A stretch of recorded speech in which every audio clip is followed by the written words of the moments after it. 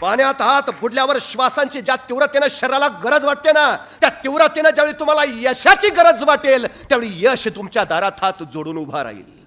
ध्यास, श्वासाबरोबर तो ध्यास आला पाहिजे. प्रत्येक श्वासागणिक सातत्यानं ते आम्हाला वाटलं पाहिजे. होय, दुसरं काही नाही. हा ध्यास ज्याला तयार करता आला त्याला स्वतःच्या श्वासावर विजय मिळवता आला. ही सगळ्यात यश तर त्याला मिळतंच, मग बाकी काही नाही. ही सगळ्यात महत्वाची गोष्ट आहे. खरं तर आमच्या संस्कृतीमध्ये दोन तत्वज्ञान आहेत. एक तत्वज्ञान आहे प्लेटोवादी, दुसरं तत्वज्ञान आहे ॲरिस्टॉटलवादी. प्लेटो आदर्शवादी होता, ॲरिस्टॉटल व्यवहारवादी होता. आता ह्या परदेशी विचारवंतापेक्षा या माझ्या देशामध्ये दोन तत्वज्ञान आधीच तयार झालेत. एक रामाचं तत्वज्ञान आहे आणि एक कृष्णाचं तत्वज्ञान आहे. राम आदर्शवादी होता आणि कृष्ण व्यवहारवादी होता. तुम्हाला या जीवनामध्ये जगताना रामनीती सुद्धा अवलंबायला हवी आणि कृष्ण नीती सुद्धा अवलंबायला हवी. हे जमलं तर तुम्हाला यशापर्यंत पोहोचता येतं. ही सगळ्यात महत्वाची गोष्ट. रामाच्याच वाटेनं आदर्शवादी म्हणून गेलात तर अडचण येईल. कृष्ण म्हणून सुद्धा तुम्हाला जगता आलं पाहिजे, जे इतरांच्या कल्याणाचं आहे, मग ते खोटं असलं तरी सत्यच. ही कृष्णाची सत्याची भूमिका आहे, आम्हाला तीही निर्माण करता आली पाहिजे. आम्हाला त्या मार्गानं जाताच आलं पाहिजे. हा सगळ्यात मोठा भाव आहे. आम्ही निश्चितपणे तो विचार करायला हवा. एक प्रधानाचा मुलगा शाळेला जायचा. रोज सकाळी शाळेला जाता जाता राजवाडा वाटेत लागायचा आणि त्या प्रधानाच्या पोराला शाळेला जाताना बघितलं की राजा त्या मुलाला हाक मारून बोलवायचा, ए इकडे ये. आणि तो प्रधानाचा मुलगा आला की राजा त्याच्या पुढे दोन नाणी ठेवायचा. एक नाणं असायचं सोन्याचं, दुसरं नाणं असायचं चांदीचं. आणि राजा प्रधानाच्या मुलाला विचारायचा, यातलं जे मौल्यवान नाणं असेल ते तू उचल, यातलं सर्वोत्तम मौल्यवान नाणं तू जर ओळखलंस तर उचललेलं नाणं तुला. आणि तो प्रधानाचा मुलगा मग एका हातात राजाच्या सोन्याचं, दुसऱ्या हातात चांदीचं. तो प्रधानाचा मुलगा चांदीचं नाणं उचलायचा. राजा म्हणायचा, प्रधान एवढा हुशार पण पोराच्या डोक्यात काय भेजा नाही, त्याला मौल्यवान काय तेच कळत नाही. दुसऱ्या दिवशी परत प्रधानाचा मुलगा शाळेला निघाला. राजा परत तीच परीक्षा घ्यायचा. एका हातात सोन्याचं नाणं, दुसऱ्या हातात चांदीचं, उचल मौल्यवान. हा परत चांदीचं नाणं उचलायचा. महिनाभर असं चालू राहिलं. राजाची पक्की खात्री पटली, हे असंच दिसतंय, बापाचा काही गुण याच्यात आलेला नाही, बापच हुशार, पोरात ती हुशारी दिसत नाही. महिनाभरानंतर राजाने शेवटी प्रधानाला विचारलं, काय हो प्रधानजी, तुम्ही एवढे हुशार, बुद्धिमान, विद्वान, आणि तुमचा मुलगा असा कसा?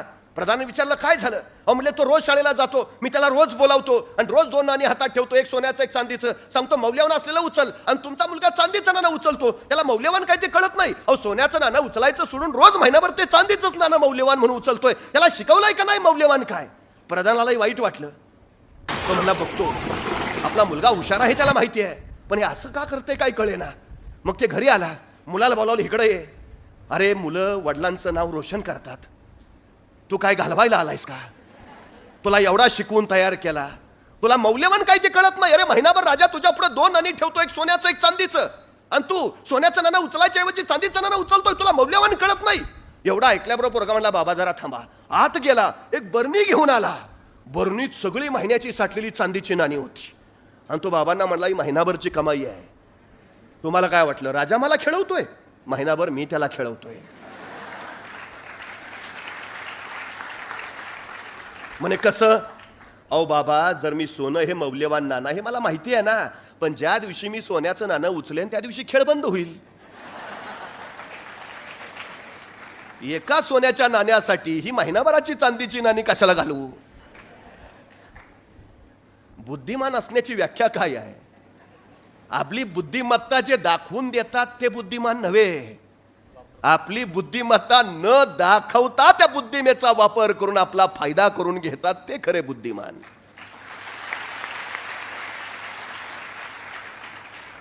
ज्ञानी माणूस फारसा बोलत नाही आणि अज्ञानी बोलण्याशिवाय दुसरं काहीच करत नाही. ज्याला अनुभव आहे तो फारसं व्यक्त होत नाही, ज्याला अनुभव नाही तो सारखाच बडबडल्याशिवाय शांत बसत नाही.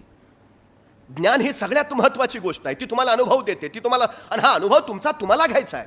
इतरांच्या अनुभवातून तुम्ही फारसं शिकू शकत नाही. म्हणजे देखल्याची गोडी खादल्याशी नाही असं तुकोबांनी सरळ सांगितलं. साखर बघून त्याचा अनुभव घेता येत नाही, ती चाखावीच लागते, खावीच लागते, त्यावेळी त्याची गोडी कळते. तुमच्या जीवनाचे अनुभव तुमचे तुम्हाला घ्यावे लागतील, मग ते यशाचे असतील अपयशाचे असतील. हे अनुभव जोपर्यंत तुम्हाला येत नाही तोपर्यंत तुम्हाला ज्ञान मिळत नाही. आणि अनुभवाशिवायचं ज्ञान हे काही मात्र उपयोगाचं नाही. ही सगळ्यात महत्वाची गोष्ट आहे. पुस्तकी पांडित्य तुम्हाला फार काळ पुढे नेऊ नाही शकत, त्याला अनुभवाचंच ज्ञान हवं जे तुम्हाला सातत्यानं पुढे रेटत राहील. ही सगळ्यात महत्वाची गोष्ट आहे. त्यामुळे सगळ्यात महत्वाचा विषय, बुद्धिमान कोण? जो स्वतःच्या अनुभवाने शिकतो तो बुद्धिमान आहेच, पण स्वतःचा वेळ अनुभव घेण्यासाठी वाया न घालवता इतरांच्या अनुभवावर सुद्धा जो शिकतो तो सगळ्यात जास्त बुद्धिमान. म्हणजे मी एक पुस्तक वाचतो त्यावेळी 70 वर्षाच्या वयोवृद्धानं जर ते पुस्तक लिहिलं असेल तर त्याची 70 वर्ष त्या पानावर उमटलेली असतात. ती 70 पानं मी वाचतो, याचा अर्थ मी त्याच्या 70 वर्षाच्या आयुष्याचा अनुभव घेतो. आम्हाला तो अनुभव घेता आला पाहिजे आणि त्या अनुभवातनं शिकता आलं पाहिजे. ही सगळ्यात महत्वाची गोष्ट आहे. हे शिकणं ज्याला जमलं त्याला यश मिळवून आलं, हा सगळ्यात मोठा भाव. आणि अलीकडच्या पालकांनी, शिक्षकांनी, म्हणजे आताच्या नव्या पिढीला हे सांगितलंच पाहिजे सातत्यानं की ज्ञान हीच शेवटी सर्वोत्तम शिदोरी आहे, त्याच्याशिवाय दुसरं काही नाही. म्हणजे पूर्वी ज्याच्या नावावर सातबाऱ्यावर जमीन जास्त त्याला सगळ्यात जास्त श्रीमंत म्हणायचं. ज्याच्या दावणीला गुरं जास्त तो सगळ्यात जास्त श्रीमंत. ज्याच्या अंगावर सोनं जास्त तो सगळ्यात जास्त श्रीमंत. ज्याच्या नावावर जमीन जास्त तो सगळ्यात जास्त श्रीमंत. ज्याच्या बँकेत पैसे जास्त तो सगळ्यात जास्त श्रीमंत. आता या सगळ्या व्याख्या बदलल्या आणि आता ज्याच्याकडे ज्ञान जास्त तो सगळ्यात जास्त श्रीमंत, ही नवी व्याख्या आता तयार झाली. जमिनीच्या बळावर तुम्ही ज्ञान मिळवू शकत नाही, सोन्याच्या बळावर तुम्ही ज्ञान कमावू शकत नाही, पण ज्ञानाच्या बळावर तुम्ही जमीन मिळवू शकता आणि सोनं सुद्धा कमावू शकता. त्यामुळे पहिल्यांदा काय कमावायचं आहे तर ज्ञान कमावायचं, ही भूमिका पहिल्यांदा आम्हाला लक्षात घेता आली पाहिजे. म्हणजे आमची घरं बांधली जातात, घरावर आम्ही नेम प्लेट लावतो, आमच्या नावाची पाटी. त्या नावाच्या पाटीवर आमचं नाव लिहिल्यावर खाली काय लिहितो? 6 एकर बागायतदार नाही, 12 जनावरांचे मालक नाही, 1 कोटी म्युच्युअल फंड नाही. नावाखाली लिहितो काय? आमचं शिक्षण, MA MSc काय झालं असेल ते, PhD, जिल्हाधिकारी, पोलीस प्रमुख. आमच्या नावाखाली आमच्या पदव्या येतात. त्या पदव्या आमच्या नावाला व्यक्तित्व, कर्तृत्व आणि नेतृत्व देतात. कमवायचं काय ते हे आम्हाला ते करता आलं पाहिजे, आम्हाला ते मिळवता आलं पाहिजे.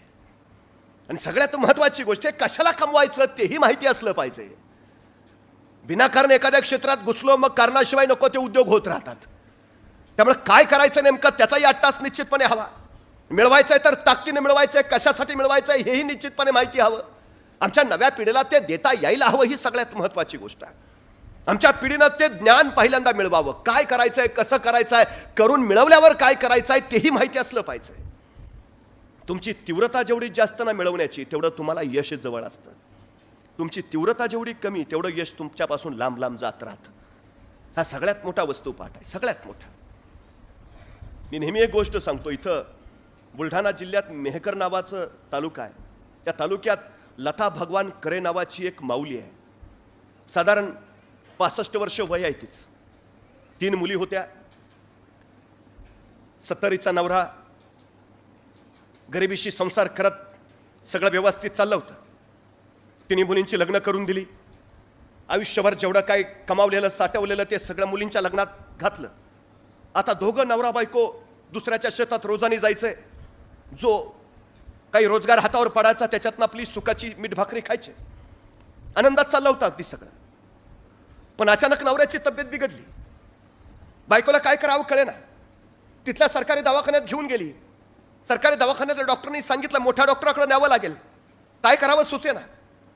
4 जणांकडनं, शेजारा पाजाराकडनं पैसे गोळा केले. नवऱ्याला सोबत घेतला आणि बुलढाण्याला गेली. तिथं नवऱ्याला दवाखान्यात दाखवलं. डॉक्टरांनी सांगितलं काही आणखी तपासण्या कराव्या लागतील, पण त्याची सोय आपल्याकडे नाही. तुमच्या नवऱ्याला घेऊन तुम्हाला बारामतीला जावं लागेल. आता मात्र त्या माऊलीच्या पायाखालची जमीन सरकली. अरे आता इथपर्यंत यायला 4 जणांकडनं पैसे घेऊन आलो, आता बारामतीला जायचं कसं? तिथं आणि पैसे लागतील, ते आणावे कुठून? करावं तरी काय? अरे पोटाची खळगी कशी बशी भरतो आपण? जगावं तरी कसं? की आजारी माणसानं सरळ मरूच जावं, जगूच नाही. त्या माऊलीच्या डोळ्यातनं घळघळ अश्रू ओघळायला लागले. करावं काय? ज्या माणसानं आयुष्यभर खस्ता खाल्ल्या, ज्या माणसानं आयुष्यभर स्वतःच्या खांद्यावर संसार पेलून धरला, जिने आयुष्यभर आम्हाला सुखाची सावली दिली, आज त्याच्यावर वेळ आली आणि आपण काही करू शकत नाही. ती माऊली आतल्या आत गलबलत राहिली. करावं काय? शेवटी परत आली. आणखी 4 जणांपुढे शब्द टाकला. मिळतील जुळतील तेवढे पैसे गोळा केले. नवऱ्याला सोबत घेतला आणि बारामतीला पोहोचली. डॉक्टरांच्या आपल्या नवऱ्याला दाखवलं. डॉक्टरांनी तपासणी केल्या आणि सांगितलं एक महत्वाची तपासणी करावी लागेल. आता मात्र तिचा धीर कचला. तपासणं तरी किती करता तपासण्या? तिने डॉक्टरला विचारलं, डॉक्टर ठीक पण खर्च किती येईल? आणि डॉक्टरांनी जो खर्चाचा आकडा सांगितला तिच्या डोळ्यापुढे दिवसा अंधारे आल्या. अरे कसं करावं तरी कसं? कुठून आणावे पैसे? न्यावं सरळ नवऱ्याला मर म्हणून सांगावं? करावं काय? आतल्या आत ढसढसत राहिली, बाहेर आली, त्या बाकड्यावर बसली, पदराला डोळे टिपत राहिली. कसं करावं, काय काय सांगू नवऱ्याला? जावं माघारी सरळ परत, मरू द्यावं नवऱ्याला असंच. आतल्या आत हमसत राहिली. थोडा वेळ झाला, डोळे पाणावलेले कोरडे झाले आणि त्याच बाकड्यावर पडलेला पेपर तिला दिसला. तो पेपर तिनं वाचला. मोठ्या ठळक अक्षरात छापलेली बातमी तिच्या नजरेत धरली आणि ती चमकली. बातमी होती बारामती मॅरेथॉनची आणि मॅरेथॉन मध्ये जिंकणाऱ्या स्पर्धकाच्या बक्षिसाची. त्या बक्षिसाच्या आकड्यावर तिची नजर फिरवली आणि तिच्या डोक्यात झणकन कल्पना आली, ही बक्षीस जर मी जिंकलं तर माझ्या नवऱ्याची तपासणी होऊन उपचार होईल. बस 65 वर्षाची माऊली तिने निर्णय घेतला नवऱ्याचा जीव वाचवण्यासाठी या बारामती मॅरेथॉन मध्ये भाग घ्यायचा. आणि ती 65 वर्षाची माऊली त्या मॅरेथॉनच्या तिथं पोहोचली. सगळे स्पोर्ट्सचे शूज घालून आलेले, टी शर्ट घातलेले, रोज धावण्याचा सराव करणारे मॅरेथॉन स्पर्धेला. आणि त्यात ही आली होती 65 वर्षाची लता भगवानकरे, नऊवारी नेसलेली, कासोटा घातलेली, अनवाणी पायाची. संयोजकांना सांगते मला स्पर्धेत भाग घ्यायचा आहे, मला पळू द्या. चकित होऊन सगळे बघायला लागले. ती सांगायला लागली माझा नवरा दवाखान्यात आहे, त्याला वाचवायचं असेल तर पळण्याशिवाय पर्याय नाही, मला कृपा करून पळू द्या. संयोजकांनी तिला भाग घेऊ दिला आणि 65 वर्षाची माऊली त्या स्पर्धेला तयार झाली.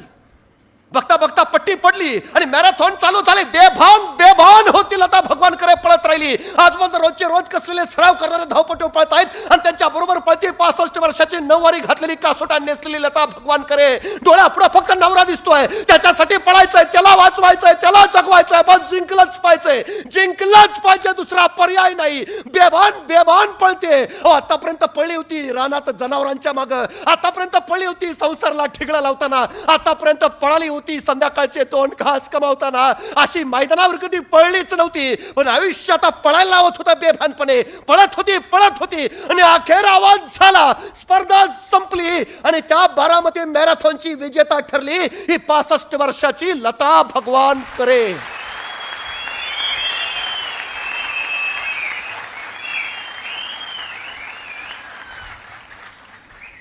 वय वर्ष 65, नऊवारी नेसलेली, कासोटा घातलेली, अनवाणी पायाची.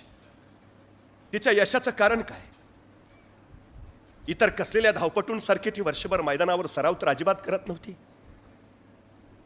त्या मैदानावरचे खरे टोचून आहेत म्हणून तिच्या पायात स्पोर्ट शूज सुद्धा नव्हता. साडीचा कासोटा पायात अडकून आपण पडू की काय अशी भीती सुद्धा तिला वाटली नाही. रोजच्या रोज कसलेले सराव करणाऱ्या धावपटूंच्या तुलनेत आपण टिकू शकू का हा प्रश्नही तिच्या मनात आला नाही. आपण आधी कसेच पळलो नव्हतो हेही तिला पळताना आठवलं नाही. तिला फक्त आठवत होता नवरा, तिला फक्त आठवत होता त्याचा आजार आणि तिला फक्त आठवत होता माझा नवरा जगवायचा आहे एवढाच विचार बस. जिंकण्याची तिची तीव्रता एवढी प्रचंड होती ना, ती तीव्रताच तिला यश देऊन गेली. तुमची जिंकण्याची तीव्रता किती आहे याच्यावर तुमचं यश अवलंबून आहे. किती तीव्रतेने वाटतं तुम्हाला? पाण्यात हात बुडल्यावर श्वासांची ज्या तीव्रतेने शरीराला गरज वाटते ना, त्या तीव्रतेने ज्यावेळी तुम्हाला यशाची गरज वाटेल त्यावेळी यश तुमच्या दारात हात जोडून उभा राहील. तेव्हा तोपर्यंत नाही.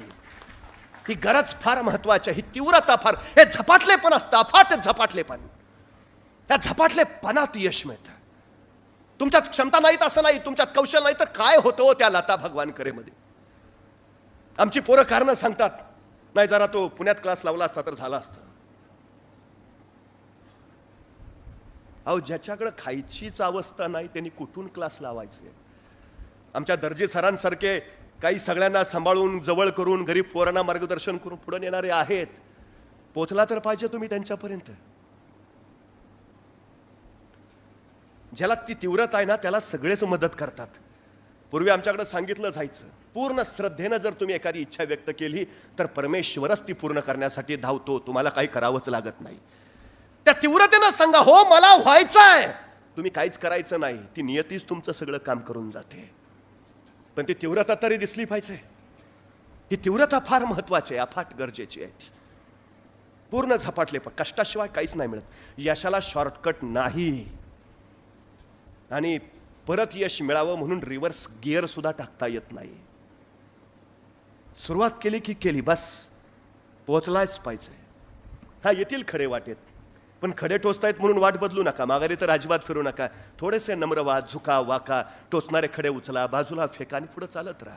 चालता चालता एखादा दगड आडवा येईल, आता दगड आडवा आला म्हणून सुद्धा वाट बदलू नका, माघारी तर अजिबात फिरू नका. सरळ त्या दगडावर उभा राहा, स्वतःची उंची वाढवून घ्या आणि पुढे चालत राहा. चालता चालता पुढे एखादा महाकाय डोंगर आडवा येईल, आता डोंगर आडवा आला म्हणून माघारी फिरू नका, पळून तर अजिबात जाऊ नका. त्या डोंगराला धडका मारायचाही विचार करू नका. थोडे शांत राहा, त्या डोंगराचा नीट अभ्यास करा, निरीक्षण करा आणि सरळ त्या डोंगराला वळसा घालून पुढे निघून जा. यश पुढे वाट पाहतंय तुमची.